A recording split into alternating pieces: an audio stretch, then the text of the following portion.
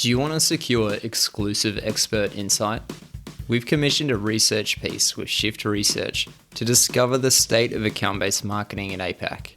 The finished report will give all B2B marketers across APAC a better understanding of how top firms are leveraging account-based marketing and the results they're getting within the region.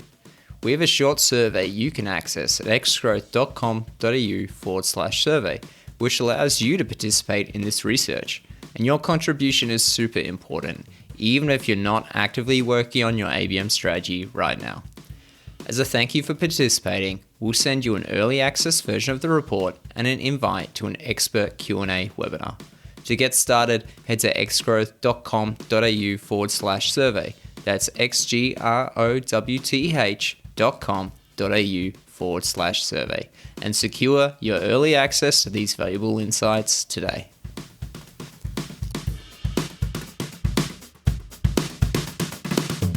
Each episode on Growth Connie, we bring you B2B leaders to learn about their successes, fails, and what's working for them in the market. If you enjoy this episode, please consider giving us a 5-star rating on Apple and Spotify and share the pod with a friend. And of course, make sure to join our community Slack channel at growthconnie.org/Slack to connect with our members. Enough from me, let's dive right in. Hello everyone, welcome to another episode. I'm Shahin Hoda with Xgrowth, and today I'm talking to Julia Merrick, Head of Brand and Content at Employment Hero, about how marketers, either in the startup world or the enterprise space, should change their approach to PR and also establish and communicate its ROI to the rest of the business. On that note, let's dive in. Julia, thanks for coming on the pod. Thanks for having me. Absolute pleasure. Let's talk about PR. Let's talk about your view of it. My first question is, why do you think PR needs to be a strong focus for companies, especially in the startup scene? We had a conversation a few weeks ago, and you were talking about, in your opinion, it needs to be one of the core focuses, even in the early days where, a lot of organizations are like, oh, no, PR is something that costs a lot of money and maybe we focus on it later. But you kind of disagree with that opinion. Why is that? Absolutely. I do disagree. And the reason for that is that, PR really creates and sets up the strong foundation for all of your brand building later down the track. So not only does it establish you as a market leader, so, number one, if you can get ahead of the pack really quickly and establish your brand in those early days as a market leader at the forefront of what you're developing or what you're providing to your customers, that's already, a step ahead of your competitors.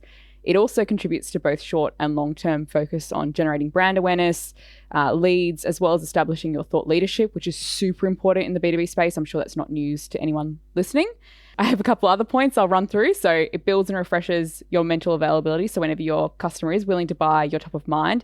Again, really helps to spin up that, I guess, very cliche to say, but the flywheel effect of your sales cycle. So if you've already introduced your product or your service and your brand, to the customer before they've even had a look at your website or seen an ad of yours or engaged with a piece of content, they know you're around, they get it, and then they'll see those mental cues sort of refreshed as well through PR channels, wherever they're sort of existing. And then when they're willing to buy, you're kind of top of mind, right? Like they're ready to kind of interact and engage because they've been introduced to you and they've also had those little mental cues that, are refreshing you in their mind. And it's great to have that in a place which isn't, the traditional marketing channels that we think of these days, especially in digital, which is, PPC, social ads, your own channels like, the CRM, email, even organic socials. Like this is a really natural way of kind of that earned media that is in a place where you don't own it necessarily, but you've earned that placement. And so there's a really nice natural sort of introduction to your brand through that channel. Got it. Maybe it's worth talking about how you look at PR, because I feel like your view on PR is maybe a little bit different than how normal marketers or usual marketers, not normal, that doesn't sound right.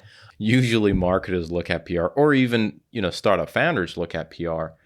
Tell me a little bit about that. Like how do you view PR? How do you think, your view maybe is a little bit different than how marketers usually look at PR?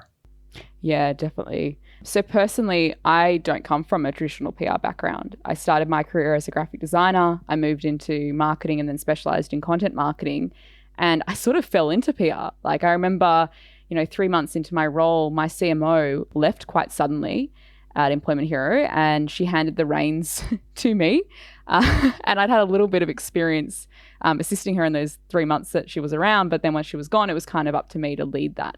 And I guess I came at it from an approach of content marketing, which is all about trust, right? So with content marketing, my personal opinion on content marketing, I like to call them resources. I like to build trust. It's a two-way communication between you and your audience in delivering, the information that they need in a way that's timely, engaging, educational, entertaining. There's so many different ways to look at content, but essentially it's a resource. And it also helps, help them have a great idea of who your brand is and what you have to say. So that was where I was coming at PR from. So obviously I've learnt over the years, it's also about, brand reputational management and risk management and narrative creation and consistency. But at the very core of it, I still think it's about that relationship building. So how can you leverage PR to basically help inform your potential customers, I guess, in the wider community about who you are as a company, what you stand for, what's important to you, what are the values that you are behind. And then you'll naturally start attracting people who start seeing you as more than just a product or a service. They're like, hey, this is a company that has something to say and it's important. And I just think that relationship built on trust is a really useful tool, often overlooked in marketing strategy. And you could argue, there are certainly people who believe that comms is a separate function to marketing, but I don't agree. Like, how can you deliver a consistent message across all your channels without those two being hand in hand? If your content is saying one thing, you've got a particular tone of voice going on there, but then your tone of voice in media and comms is completely different, that's really inconsistent. And it kind of creates a bit of a jarring effect, right? It comes across quite disingenuous to your audience and they're going to see right through that. So yeah, I think coming at it from that content background really helped. I think PR is definitely still very much about relationship building. And a point I didn't touch on earlier, actually, when you asked the first question, why it's so important, is going back to relationship building.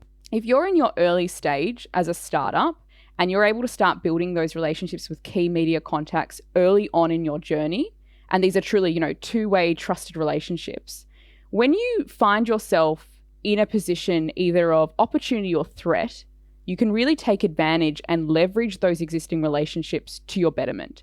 So if you let's say you're a company that's been, in market for about 5-6 years, you've had pretty good consistent growth, but you haven't had any PR really, not any sort of traditional PR anyway. Maybe you've done a couple of press releases through the media wire, whatever it is, but you haven't actually taken the time to build those relationships up. Now, there's two scenarios where this is really dangerous. The first scenario is, let's consider your brand has had something, crazy happen. Like, let's say one of the founders said or did something that was completely out of line with your values, just looked really bad.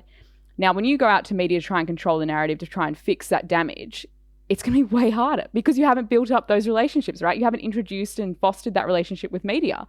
So that's already one risk. You're on the back foot there.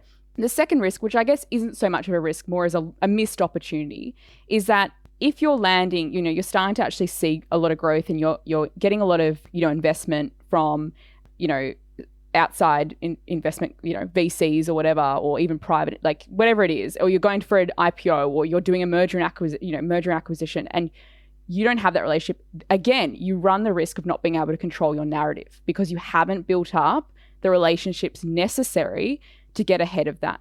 And often what will happen is, you'll put this on the desk of a journo and they'll go, well, I don't really know you. Like, what's in it for me? Why would I cover this?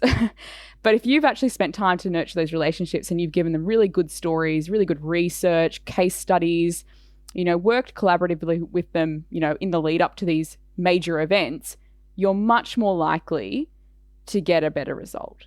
So I just wanted to touch on that. I think, it all comes down to relationships, but just to go back to the first question, I just really needed to touch on that because from a real brand sort of risk and I guess, missed opportunity point of view, I think founders really need to get their head around that in particular. Julia, where do you start with that? I feel like a lot of founders, a lot of people, that are, usually larger organizations have a PR team that takes care of this. So it's the starting point is usually a challenge for smaller organizations, especially the ones that are new to the space and they need to get some awareness. Where should I start? Because I feel like a lot of founders, or maybe the first marketing hire in an organization is like, oh my God, first of all, it feels like it's going to cost a fortune, and it's this vast sea that just gets labeled as PR. Where do I get started? What's your advice on that front? Absolutely. So there are two ways to approach this. If you're a founder who does have interest in being involved with media directly, and you're a pretty good people person, you actually are excited about the idea of working with media, you actually can drive that. You can start building those relationships yourself, and I can explain that in a second. The second option, if you are a little bit more time poor and you would really rather focus on building your business, I highly, highly recommend hiring either a consultant, a senior consultant, or a small, it doesn't have to be very big, but a small, fairly well-established PR agency. So that's what we work with 3 PR agencies. For full transparency, I don't actually do much of the direct, one-to-one relationship building work. I do a lot of the internal management of talent and opinion and commentary and just the coordination of that. But for those external relationships, we have 3 PR agencies that operate within our 3 core markets right now. And I have to, honestly give them credit, because without them, the success that we've had would just not have been possible, right? Because they already have all the relationships, they have that trust, they know exactly what to say, what to do to get you that cut through. And I just think if you are a founder who is more focused on really being, more, the higher level strategic thinking, don't bother, right? Just get someone in to do it. It's not as expensive as you'd think. I can absolutely promise it's about the same cost as usually, like getting a consultant or an agency on a retainer, for instance, per month, can be the cost of a full-time PR hire. And you're getting then all of their existing relationships, right? And the fact they also work with other people in the industry, usually they have all these different contacts. You're not just, paying for their direct service, you're paying for all those existing relationships. So those are my 2 pieces of advice. If you are a founder who is really curious to start getting involved and you want to do a bit of PR, then I have 3 core rules, which I did not come up with myself. They're just well known in the industry. And recently I actually sat on a really great panel with this amazing comms expert called Kate Lord. She's managing all the PR and comms for the Tech Council of Australia, if you want to go follow her, if anyone listening. And then there's Lainey Scarr, and she's a political journalist that broke the story on the Amber Heard, Johnny Depp doggy battle saga with Barnaby Joyce. I was just recently, it was just so good sitting on that panel and hearing them talk, because they've both got, so much experience, and they summed it up really well. And they sort of, summed up the 3 core rules, and it refreshed it in my mind. Now, the 3 core rules, and it's like the biggest, I guess, I hate the word hack, but it really is a PR hack. So before you go to a journalist, these are the 3 rules. You need to have a stat, you need to have a story, and have a soundbite. So what that looks like in practice is, with a stat, if you can, create a really ownable, research-driven statistic, which I will get to. We actually do a lot of this in Employment Hero, but have a stat. So have some piece of insight or research that you can kind of, help the journalist create a really good headline from. The story is, I guess, the story, right? Have a story, have something to say. And usually something that appeals to either the niche market you're targeting or the broad general public, which is a lot harder. And we've struggled, trust me. Broad public is a whole different kettle of fish. But if you're usually in B2B, it's more niche anyway. So you can kind of reach those industry publications, and a story will probably resonate depending on what you're talking about. But just don't make it so much about yourself, right? Make it about them. Similar with content, right? When you have content, you're telling a story. It's not about you as a company. It's often about, your customers' pain points or opportunities, whatever it looks like. And then you have a soundbite. And so when you present that to the journalist, you have usually a thought leader that you've put the little soundbite behind. So if you're a founder and you're pitching this out yourself, you could just say, here's a paragraph statement that I'm providing for you to weave into the story if you'd like. And basically a quote that they can really just like chop and change and get some really nice bits of juicy, sound bites from. And then you add your own little, make sure you attach a headshot, And again, invest in this. I highly recommend that you invest in a really high quality, nice headshot. Don't just take one on your iPhone with your office in the background. Like, please try and spend a little bit of money on production. It's worth it, I promise, especially for print, if you're looking at, print as a medium. And yeah, have a little bio ready to go as well. And for the bio, short and sweet is my advice. You don't need your entire employment history. Just have a little short paragraph summary, and that is perfect. Yeah, probably like 3 to 4 sentences. So like really a paragraph. So you want to just introduce yourself, what you do, the company very quickly, and then maybe a little bit of background of your entire, key point milestones in your employment history, maybe something around any particular award that you've won or anything you've been recognized for, and any sort of like at the very end, I always like to include a bit of personalization. So maybe include a fun fact or like something that, drives you in terms of hobbies or interests, or even any charity or organizational work that you're involved with, or if you're a part of a board, for instance. Sorry, I know it sounds like a lot and it does require a lot of editing. I think this is great.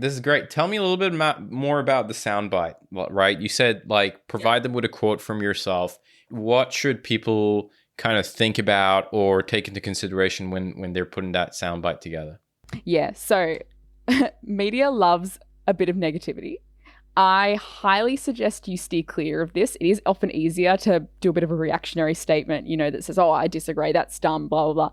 It's better to present a challenge and then an opportunity or solution, right? So maybe your commentary could be, something really clear and succinct advice. It could be a really clear opinion that has a sort of a positive angle to it, or you're presenting an opportunity. Consider how you can be an advocate or a spokesperson for your target audience. So what we do at Employment Hero is, Ben Thompson is our CEO and founder, and he started our company after being an employment lawyer for 20 years, right? So that's his little special bread and butter. I guess you could talk about this employment law angle and about keeping employers safe.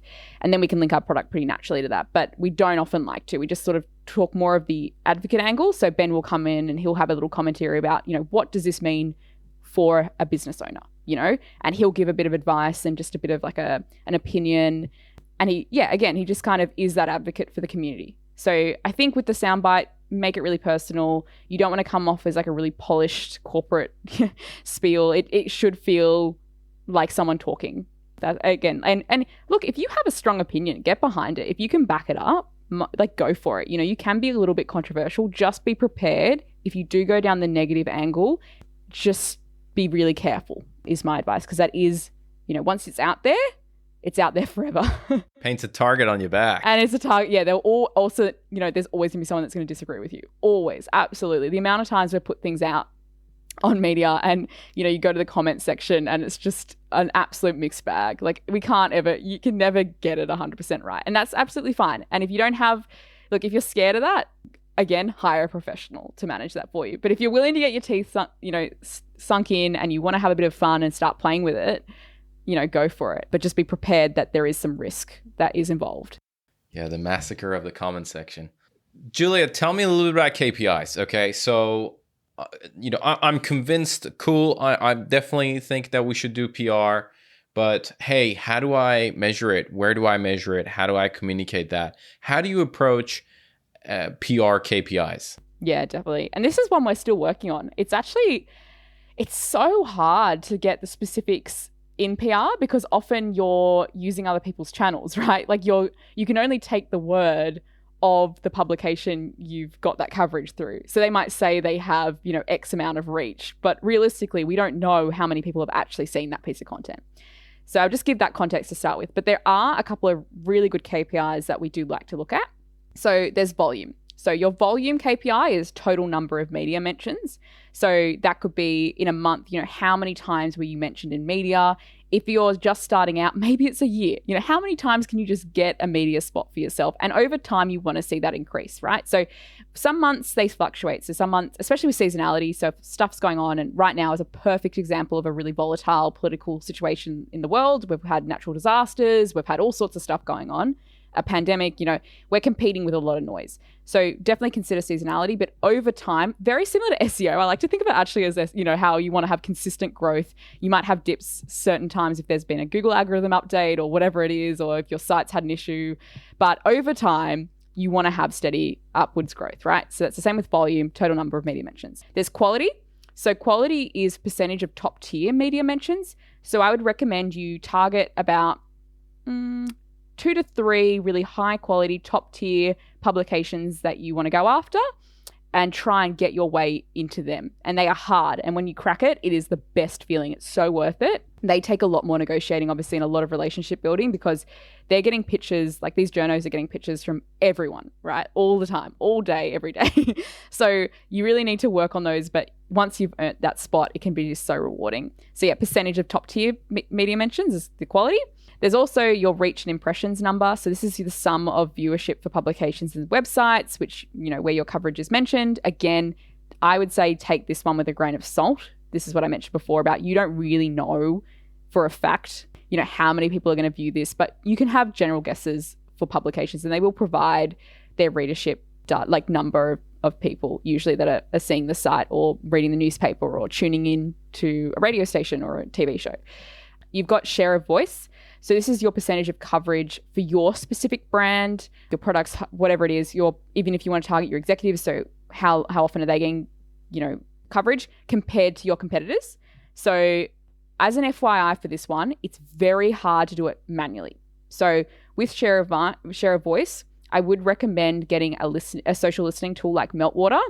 Again, for transparency, we don't have that implemented just yet. We've been looking at that one as well as a couple of different solutions. But we know for a fact that a lot of our agencies are using Meltwater to look at that data. And Meltwater is just a really clever social listening tool that essentially can look all the coverage happening and see and sort of track your name against your competitor names and see the volume of coverage coming through for that share of voice.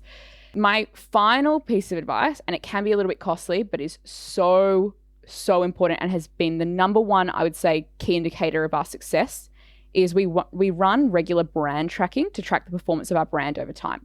So the first time we ran this brand tracker was in, I believe, March last year, but don't quote me on that one. Well, I'm now recorded saying that, but it was definitely early 2021. We did go through a brand refresh and a new website in the middle of last year, and then we did another brand dip in November 2021.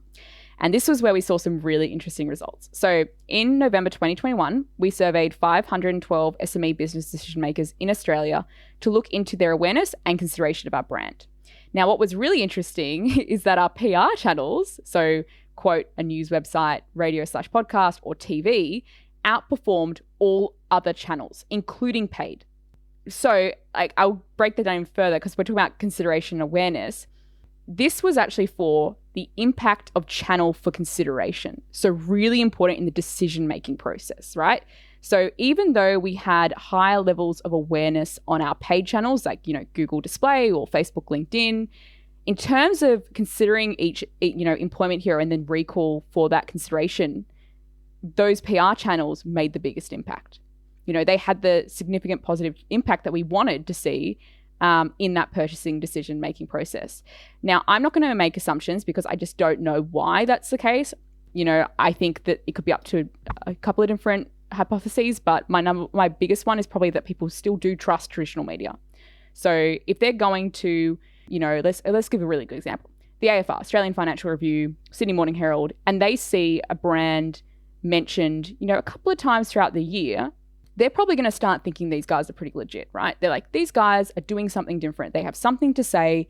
They're trustworthy, to an extent, I suppose, because I trust this place that I'm reading it from or I'm hearing it from, whatever it is. So because it's an external sort of validation for our brand, I think it really does impact that decision-making process. So if you're a founder, a founder and you're still questioning, I hope by now I've helped convince with data that this really does make such an impact on your purchasing power, for then getting those leads across the line and helping them, be convinced that you're the one to choose. So yeah, I just wanted to end with that one. It was just so interesting to see, how PR and media, outperformed our traditional paid performance channels. I love that. I love that. I mean, there's some really interesting KPIs you talked about there. The media mentions the quality of where you get your PR published, the reach and impression, share of voice, and brand tracking. So there's plenty over there for people to kind of start considering when it comes to measuring the impact of their PR. Tell me a little bit about repurposing, because I think that's another component where it has an impact, where a founder or, again, a marketer is like, oh my God, this is going to be so costly. But maybe they don't see some of the potential repurposing opportunities that could make the effort really cost effective. What are your thoughts on that? Yeah, and I completely get that. And I myself think we need to do more of it, to be honest. So I'll be the first to admit that as a team, often the way we repurpose content is we'll do the content first and then we transition it to PR. But what I'd like to highlight is not recently actually, in the last year or so, we hired a insights research manager in the marketing team. And her role is to basically inform all of our marketing efforts with like a really, solid data-driven approach. And we've created a strategy now that every quarter, and I feel like I'm about to give away a big trade secret here, so feel free to have this information, everyone, because it's very powerful. Every quarter, when we do our campaign, like content campaign planning, and at the year we already have an idea of at the beginning of the year we already have an idea of the year ahead, but for each quarter we have our campaign idea, which is actually centered on an insights research report. So not only is all of our campaign content centered around that report, a lot of our PR work is as well. So it's really hand in hand in terms of that alignment amplification of our key messaging. So we've got content going around, saying XYZ. We've got PR saying XYZ. We've got thought leaders who are saying XYZ. We've got events that say XYZ. And we're establishing ourselves as a thought leader, right? So a really good example of this is last quarter, we produced a report for each of our key markets called the Employee Movement and Retention Report. And this looked at more than 1,000 employees in a number of our markets and kind of looked at their sentiments around staying with the current company, if they were looking to change roles. And we sort of jumped on the back of the Great Resignation, conversation that was being had, and we created an event series off the back of this research report. We had media roundtables, so we invited key contacts of the media to briefing sessions. So almost like having like digital press conferences. And we had our thought leaders, so Ben, our CEO and co-founder, and Alex, who is our chief people officer, present talks and events and comment on the research report that we'd put together, or these research reports we'd produced. And then all the content was feeding back into that and, driving lots of link juice back to the report. So all the articles that we were doing, other downloadables that then, spoke back to the report. And it was just the most amazing, cohesive campaign. And even now, so we actually started that campaign in September last year. In March this year, so that's 6 months, we're still getting PR coverage from that. So people are still picking up the report and going, X amount of employees want X, or this does this. Just this week, so it's Wednesday, on Monday, Ben had interviews in New Zealand, leveraging the data that we had done in these reports. Not only in that report, but a report we'd also done around remote work in May or June last year as well. So I've given the big trade secret away is, if you can, as a B2B like marketer, create cohesive and, I guess, all-encompassing campaigns around insights and research, you are already going to be so much easier. It's going to be so much easier for you to pitch that into media. You've got the content going, you've got it in paid, you've got events, webinars. It just creates the best foundation for any campaign, in my opinion, right now. Yeah, it's just so important. Curve. I love that. Okay. This was awesome, but I want to ask you some rapid fire questions, Julia, before we wrap up. Let's do this. The first question I want to ask you is, give me one resource. It could be a book, it could be a podcast, it could be a Netflix series that has fundamentally changed the way you work or live. Yeah, and again, I feel like a lot of people will say this, but How Brands Grow by Byron Sharp and his colleagues at, I think it's the Ehrenberg Bass Institute in South Australia. It was just so interesting for me to read proper scientifically, evidence-based marketing strategy as opposed to just going by, gut feel, and learning so much more about, how your brand can actually stand apart. So that one definitely is a book I recommend for sure. Can I actually give you one more thing? Let's do it. Let's do two. Two, the TED Talk that I highly recommend everyone go listen to is Grit, The Power of Passion and Perseverance, presented by Angela Lee Duckworth in 2013. Absolutely amazing. It talks about, it's like 6 minutes, and it will change the way you think of success. So I really recommend you think about Grit, because it's, and just that talk. It's not about, talent. It's not about discipline. It's all about grit, which I just love. I love that. Thank you very much for that. I actually heard about Grit, and I haven't checked it out. I just wrote it down to make sure I take a look at it. Okay, let's do question number 2. If you could give one advice to B2B marketers, what would it be? Yep. So stay humble, hungry, smart. It's not something I came up with myself, but I basically live by it, and I hire the people in my team around that methodology as well. And that is, don't let your ego get in the way, chase improvement, even if it's just that 1% every day. There's always something to learn. There's always something that you're probably going to be wrong about, and just accept that failure is inevitable. And that will just help you so much. That is such good advice. Question number 3, give me some of the influencers that you follow. Who are some of the people in the marketing space that you regularly look at or listen to that have had a, you enjoy listening to? Yeah, for sure. So the first one's Dan Kelsall. He's the co-founder at Offended, which is, I believe, a British sort of marketing agency. And he is just out of control. He hates the traditional rules of marketing, and he's so funny. And he's great at what he does. So definitely recommend him. There's Candy Williams, who's the head of content design at Bumble. Now, this one's really interesting because content design is this new kind of, it's not new, it's always been there, but I feel like it's definitely gaining maturity, just like content marketing gained maturity. Content design is more about the intersection of copy and product. So when we talk about content design, it's looking at the content that you create usually for a product, so platform, and for Bumble's case, obviously the app. And she's just so great at what she does. And she talks on leadership. She talks on the content design aspect, on product, on SaaS, and social commentary as well. So Candy Williams.